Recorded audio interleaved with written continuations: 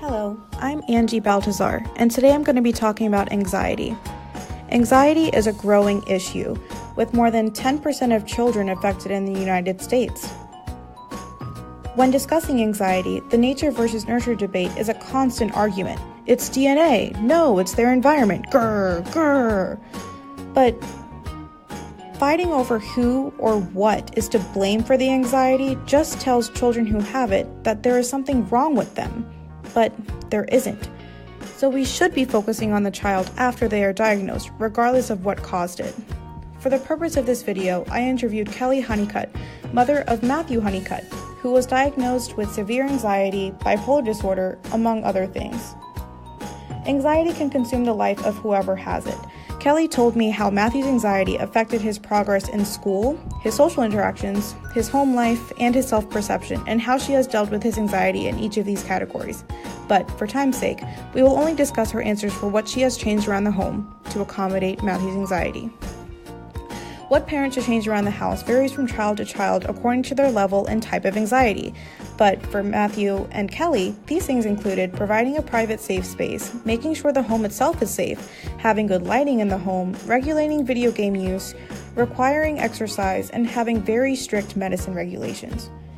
First, Kelley told me that doctors and specialists recommended giving Matthew a private safe zone, which for Matthew ended up being his bedroom. Kelley says, "We made it comfortable, we made it cozy. There's things in there to keep him calm, like stress balls and stuff. We don't let people other than family play or sleep in his room. It's not an open area in the home. It's his space, where if there is too much going on in the home, he can go into his safe space, shut the door, and decompress." Parents should have a safe space for children with anxiety because it's a place for the child to unwind after a stressful day. To maximize its effect, this area should be comfortable, free from any triggering objects that may cause anxiety in the child, as well as any potentially dangerous objects that the child could use to self-harm. The same concept should be translated in the entire home. Kelley mentions that, like many children, Matthew's anxiety is strongly linked with his depression, which can cause suicidal thoughts, so she makes sure to keep any knives or other sharp objects away at all times. Lights with softer hues are recommended in the home. Studies prove that dimmer, more yellow lights seem to reduce anxiety in children more than bright white lights. Likewise, mood low lights are recommended to reduce anxiety for the child at home. Kelley's take on the subject is, we have good lighting, sheer curtains instead of light-blocking curtains. He is also afraid of the dark, so we chose a lava lamp in his room because it's not bright. It's a softer purple light to reduce his anxiety.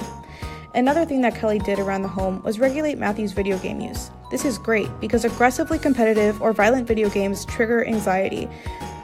Also, excessive video game use is also linked to social anxiety and aggression in children. Knowing this, Kelley avoids buying Matt violent video games. She also limits how many hours he can play per week. She encourages him to instead channel his anxiety into sports and exercise. This is great because Matt loves basketball. She also motivates him to go for a walk the dog, or play any other thing outside that he may like. Kelley mentions that she has seen a trend in his anxiety decreasing when he spends time in the sunshine. The last thing I'm going to talk about is Matthew's very strict medicine rules. Kelley says medicine regimens are very strict. They are taken at the same time every day no matter what. Since Kelley is also very involved in Matthew's therapy, these strict regimens clearly show that Kelley is an actively involved parent in Matthew's treatment of his anxiety. If more parents would be this involved, the treatment of children with anxiety would be more valued and would go by much faster. Thank you.